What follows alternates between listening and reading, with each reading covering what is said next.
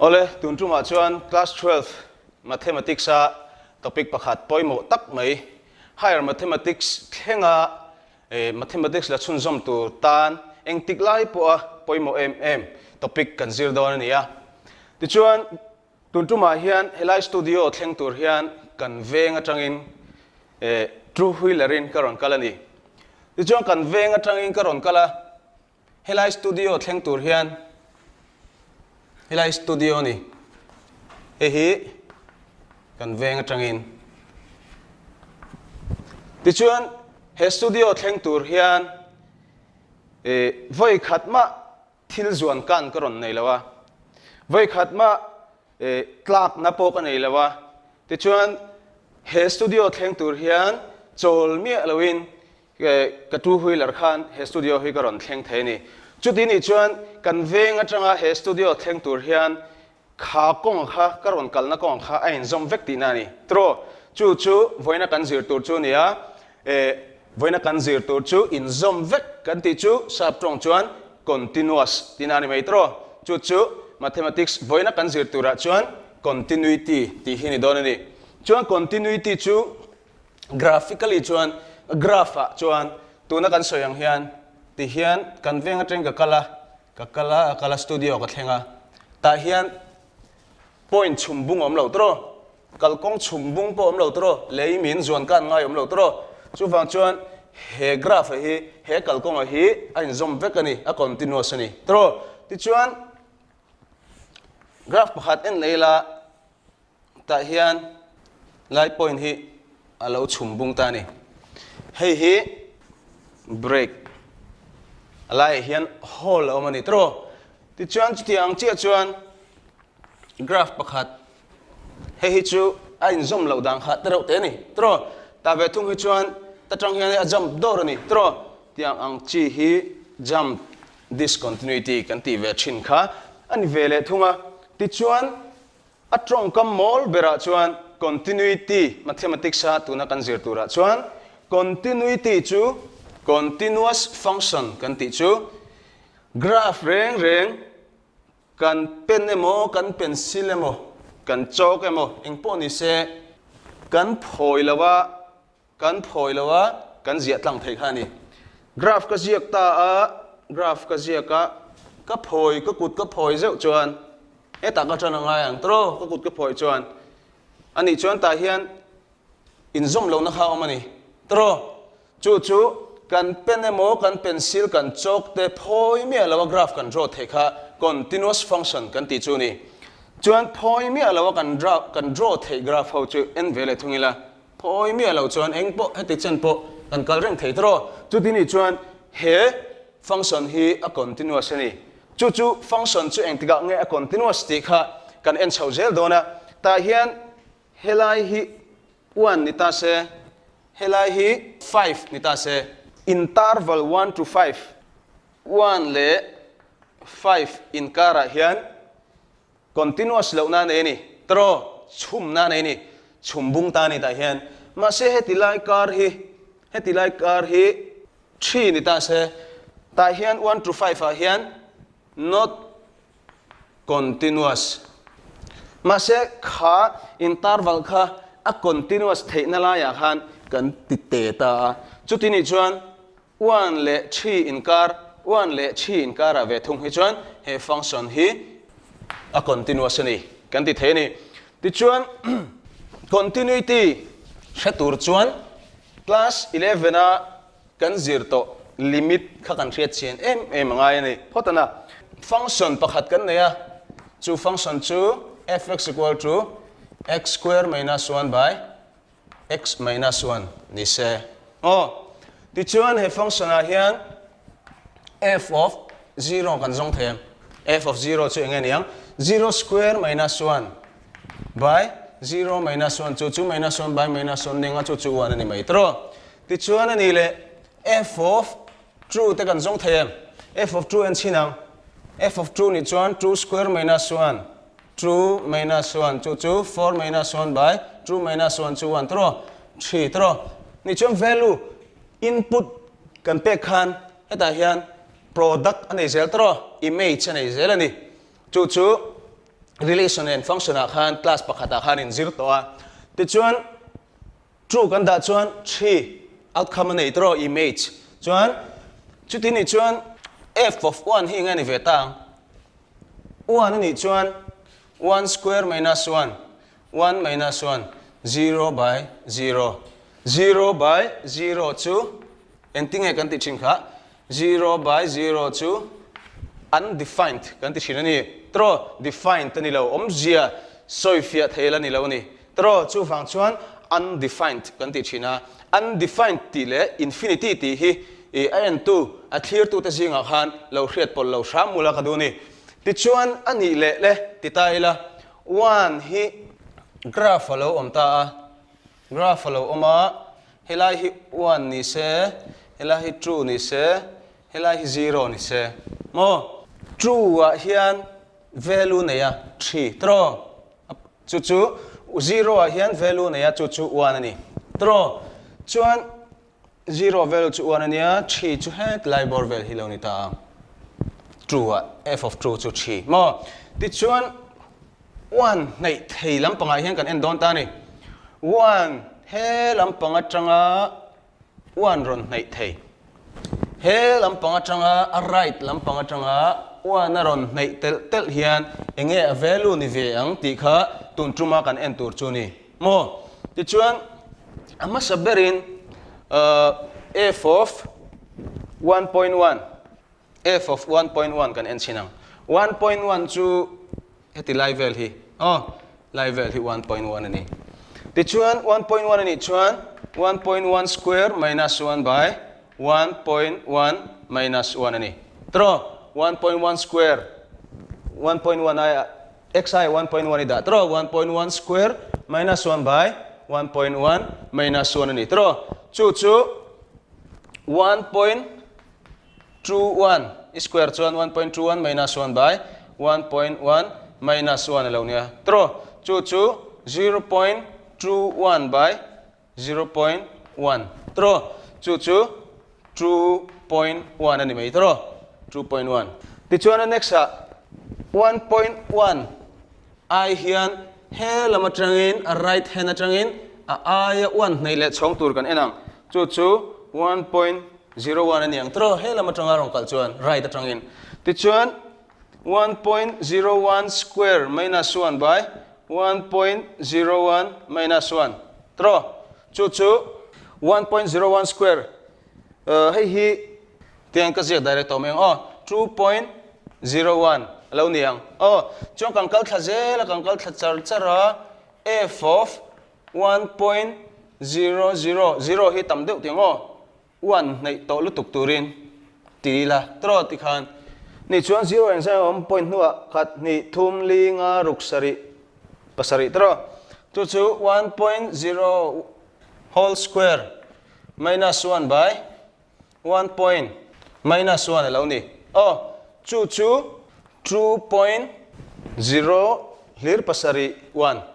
ani chuan he lama tanga 1 aron nei tel chuan 1 aron nei thatel tel tro 1.1 in 1.01 in nei 1 tro kan kal thazela 1.0 lir pasari 1 chu phei chuan true a nei to lu to kan itro 2.001 ti chuan khatiang ang che khan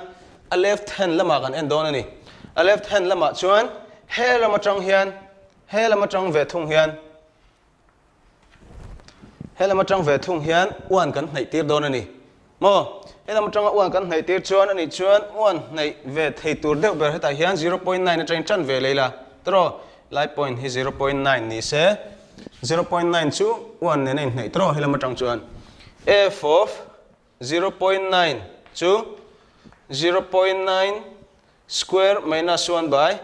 0.9 minus 1 kan share jang tur chu tu na kan function man hi hei hi ni hei hi ni 0.9 square minus 1 by 0.9 minus 1 tro chuan chu chuan atluk chu hei hi kan pai chuan kan square chuan square phutang 0.81 minus 1 by hei hi minus 0.1 ani ang tro chu aron chuak tur chu 1.9 ti chuan hei hi lo pai mai ula in lama khan lo calculate ula ti chuan hei hi 0.9 aya 0.9 aya helama tanga 1 nei tur chuan 0.99 ni le mai dro 0.99 0.99 square minus 1 by 0.99 minus 1 chu 1.99 kan kal thachar chara f 0.9 hlir pasari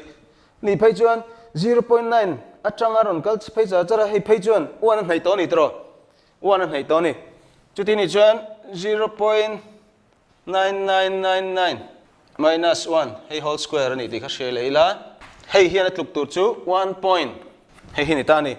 ani chuan atira han 0.9 atangin I match 1.9 ni kan kal thachar chara 0.9 hlir pasari ni phei chuan 1.9 hlir pasari ani chuan tu na kan conclusion ni ta chu right hand limit he tilam panga tang hian x in 1 aron nei tel tel hian f x in inga nei tel tel chu nei tel tel chu tiang chi chuan he tilam atang hian x in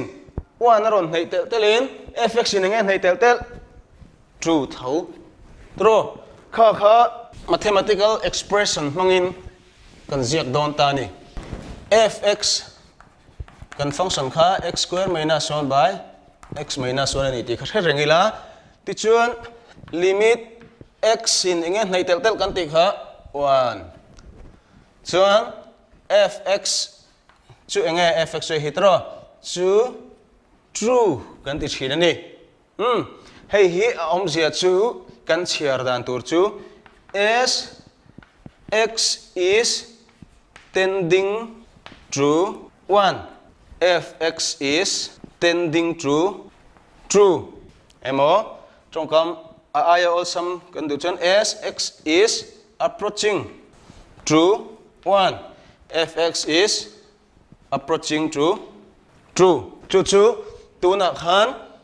ahma chi a kan thil rapa khan left hand limit le right hand limit kan nei ta ni chu ta chuan limit x tends to 1 plus helam right hand side lama tanga arong kal kha right hand limit rhl of function fx ania ti chuan left hand limit kan ti chu 1 left lampanga tanga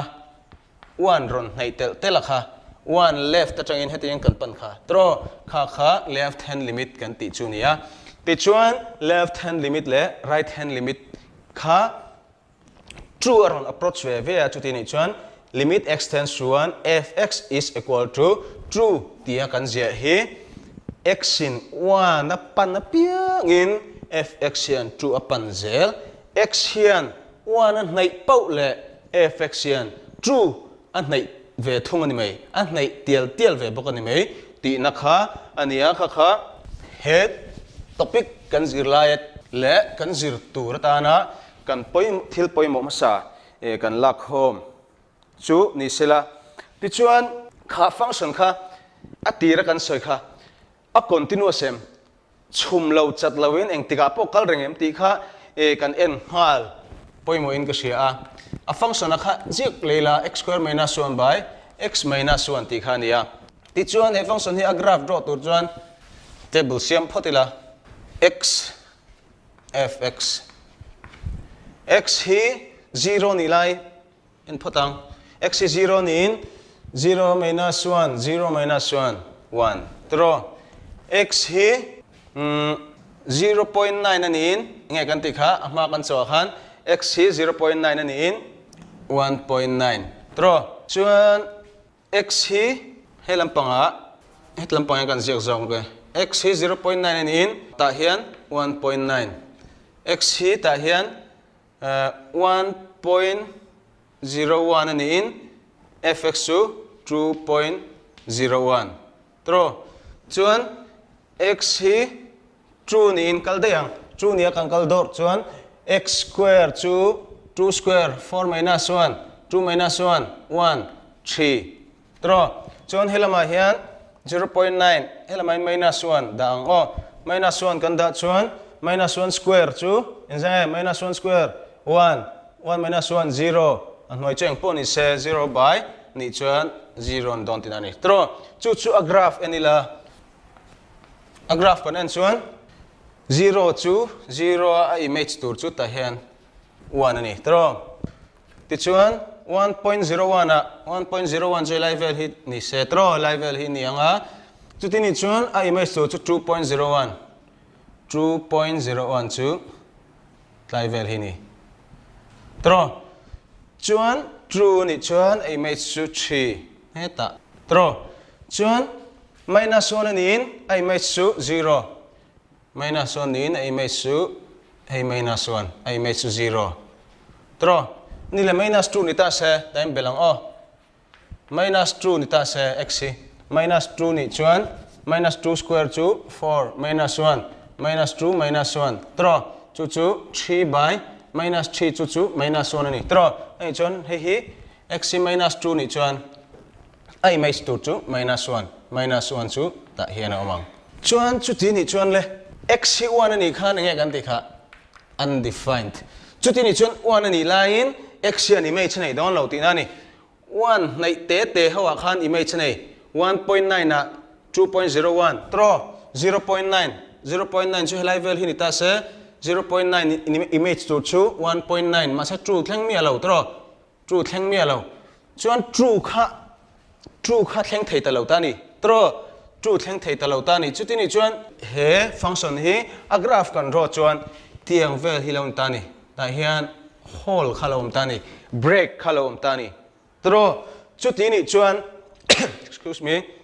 chu ti ni chuan ta hian he function hi 1 a hian a continuous lo a chan chu 1 zone ka thlen hian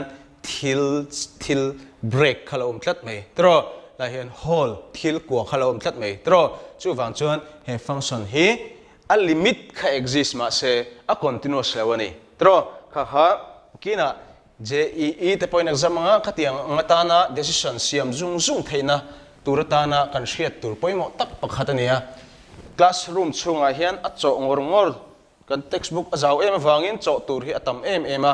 amaro chu he kan thil chaw mek lai hian enge soitum nei geometrically in a diagram in enge soya nei ti kan en fia zel hian thil a fia thina ni chu wang chuan lekha kan zirpa in mathematics in chawpa khan in shia reng tur chu hei hian enge soya nei hei hian enge min shrilatum ti kha chok chuak mol top lova khatianga kan en khan a chiang du big em ani kan function en ngaya khan hei nia ti chuan a diagram kan zia to ang khan etla chu detail takin kan ziak to lova ti hian a kal chhawa lai hian 1 ania 1 a khan image nei lawin ta hian kwa om kan tia tro hole om kan tia ti chuan chu hole chu image nei velo na lai chu 1 khan eta ni 1 ani velo chung zongin he function hi a ring theya ti chuan he function continuous ni lo hi continuous in kan redefine thei ni kan siam tha thei ni om zia kha kan soi fia thar thei ni chu ta hian 1 ani lai hian a image kha true ni mo chuan he tiang ani chuan enge ni ta a ma a function x tends to -1 fx kan ti le limit x tends to 1 plus fx kan ti te khan enge a approach kan ti kha a approach ate chu true ani tro chu enge chu left hand limit le right hand limit ain tluk kan ti ta ni ti chuan he atira function limit a exist limit chu exist ngei mai tro limit a exist ama se he function hi atira khan a continuous lawa kwa oma tro ma se he function continuous law hi continuous in entinge kan siam thei continuous siam tur chuan x hi 1 ani line a image kha true kan ni tira chutini chuan hetila hi break om to lawin 1 na image tur chei hi ta ni chuan a graph khati hian kal tlang pop thei ta ni chutini chuan hetiang ang chi discontinuity hi removable discontinuity a discontinuity hi kan pai the ni kan remove the ni tro a discontinuity kan pai chuan tro he hilon omta tiang chi kha removable discontinuity kan ti chu nia next chuan continuity at the point kan enanga continuity at the point hi ending he kan define thin ama kan diagram kan huang khan wana khan achang chuna continuous lewa continuous turin kan siam thei boka continuity at x equal to 1 kan tiang chi te kha ending he kan define don tuna kan enanga a real function fx is said to be continuous at a point x equal to a if limit x tends to a plus fx equal to limit x tends to a minus fx equal to fa. Real function fx is said to be continuous at the point x equal to a if left hand limit le right hand limit in tlukin hey right hand limit draw a plus a ay tam set ho hey hi left hand limit in tluka fa na in tluk bok chuan he function hi chu tiang ang function chu continuous kan ti thina chu ama kan soizo che kan example ngai tho kha hun arei lo zo na khami char kha kan mang char mai ni chuan hemi te eng tluk kan ti kha chun tluk vector chu tluk tro he po hian chu tluka chuan fa f1 chu nge f1 chu china kha kan redefine to true tro f1 chu true ani chuan in tluk vec ani chuan therefore fx is continuous at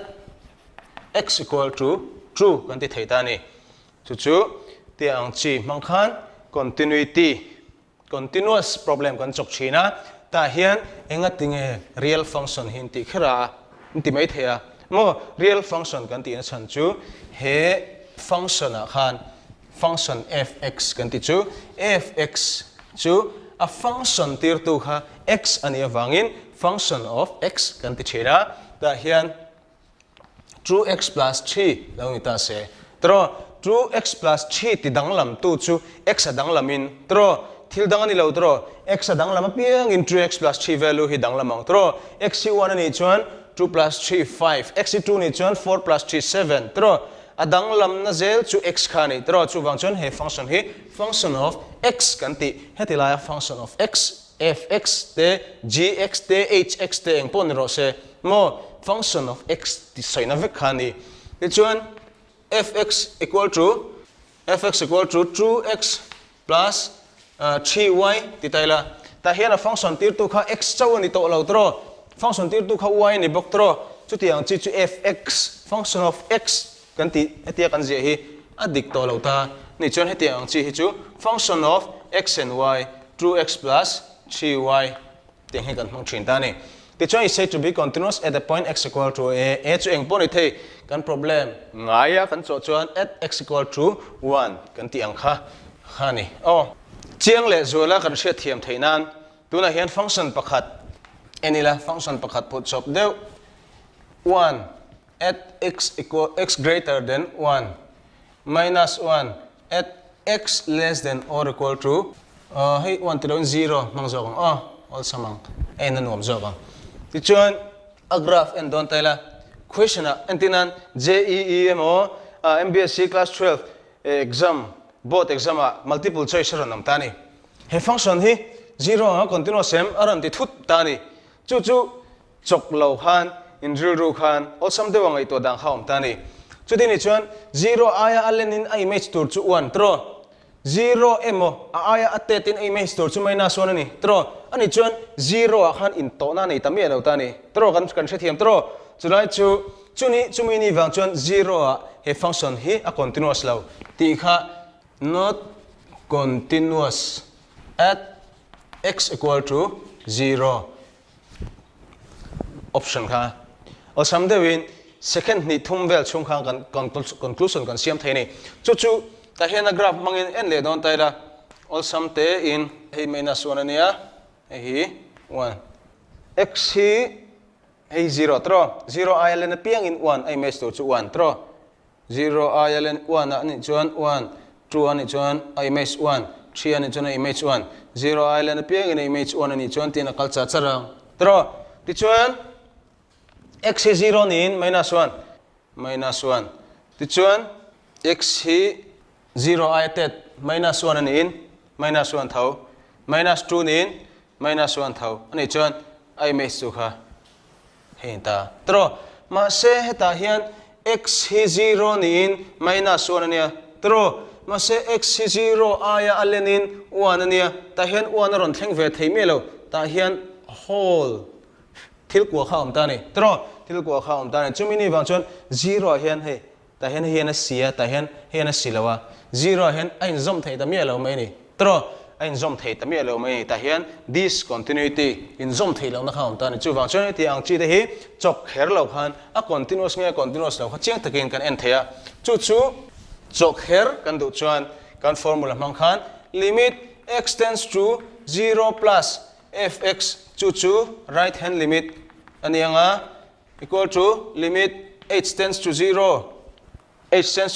f of 0 plus h hi limit a eng ting ngatinge heti hian kan zia thin kan ti chuan ta hian x tends to 0 plus 0 a kan te tur tro continuity hi 0 a kan te tur ta hian hei 0 ni chuan hemi lai point hi 0 ni chuan 0 plus ni chuan 0 aya lian thet lai borvel hi mo 0 aya lian thet atangin kan te khina ti chuan limit h tends to 0 a hei ron changdei ngatinge ron chandei a chan chu f of 0 plus h kan ti hian h hi number tereu te 0 nei deuh ti na h is tending to 0 soidan dangin h is approaching to 0 mizo tongin h hian 0 apan nei tielin mo pan nei tielin enjon ei hian 0 a nei lutuk to wangin h number tereu te ni chu wang chuan 0 plus h kan ti nang khan ai nang reng h tends to 0 kan ti tho wangin tro ti chuan limit h tends to 0 plus h x 0 aya len lai chu nge 0 aya len lai chu function chu 1 tro function chu 1 nei chuan h ai da lu turom lo tro 1 chu 1 ani mai ti chuan left hand limit kan en le a left hand limit a limit x tends to 0 minus fx equal to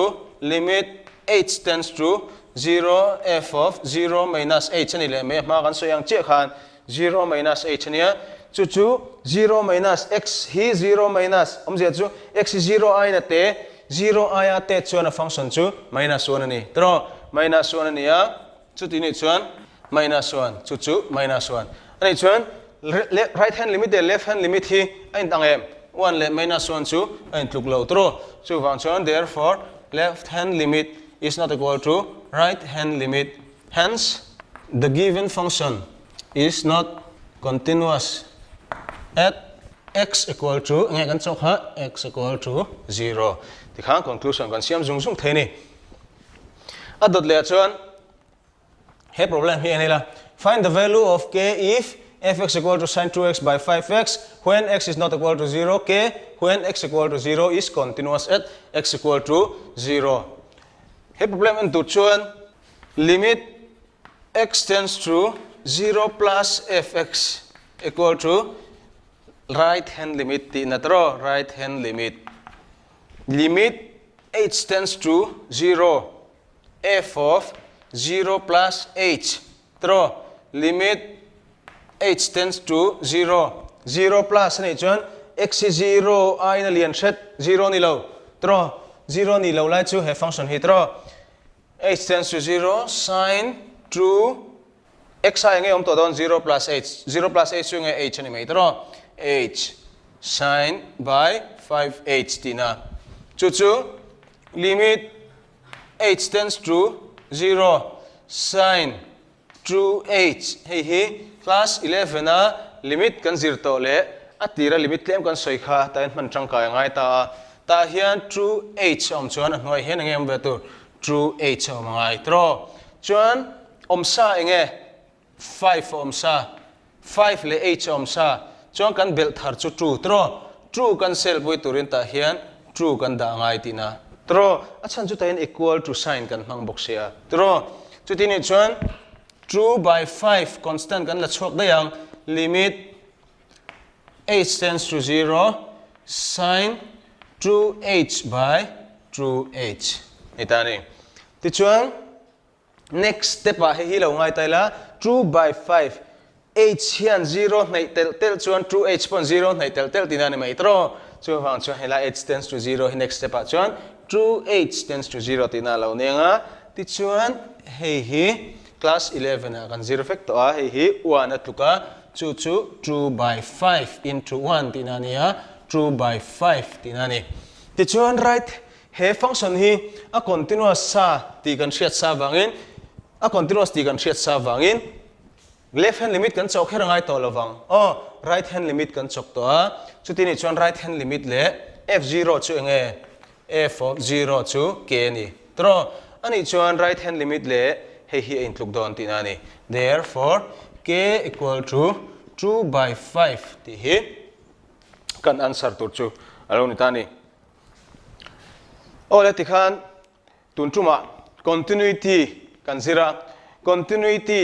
se thiam tur chuan chiang takin limit kan thiam angai zia le enge hetia kan choringo thian enge soi nei ti kan hriat thiam le kan hmu thiam le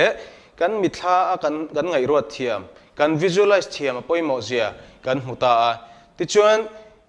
break omia lova function kan draw thei khan continuous function kan tia ma se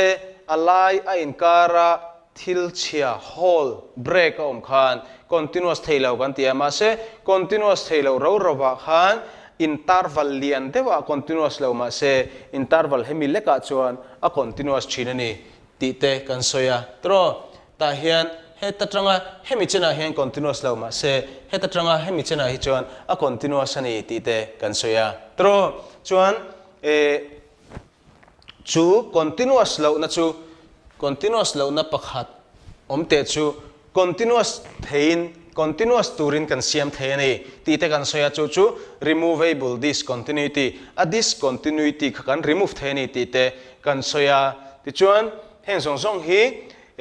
next class a differentiability nen kan relate anga continuous function song song hi a differentiate them a differentiable em differentiable song song hi a continuous vekherem ti te next class a kan zir don ni khati zong kha tun tuma continuity kan zir thei chu ni ro se kalo me